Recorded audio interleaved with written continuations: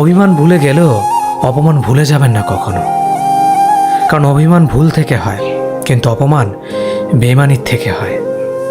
পিছনে ফিরে তাকানো হলো আবেগ, সামনে এগিয়ে যাওয়া হচ্ছে বাস্তবতা।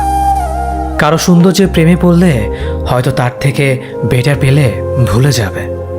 কারো মায়ার প্রেমে পড়ে দেখো, ব্যক্তিত্বের প্রেমে পড়ে দেখো, আজীবন তার কাছে আটকে যাবে। কার ভেতর কেমন মানুষ লুকিয়ে আছে সেটা শুধু সময়ই বলে দেয়। ম্যাচুরিটি শুধু বয়সের সাথে আসে না, জীবনের কঠিন বাস্তব অভিজ্ঞতা থেকেও আসে। শিক্ষিত লোকটি বলল, যাবি? অশিক্ষিত রিকশাওয়ালা বলল, কোথায় যাবেন? সব শিক্ষা বই থেকে আসে না।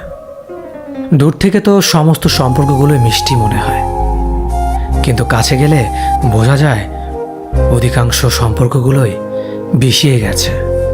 হার মেনে নেওয়ার নাম জীবন নয়, এই সমাজে লড়াই করে বেঁচে থাকার নামই হলো জীবন।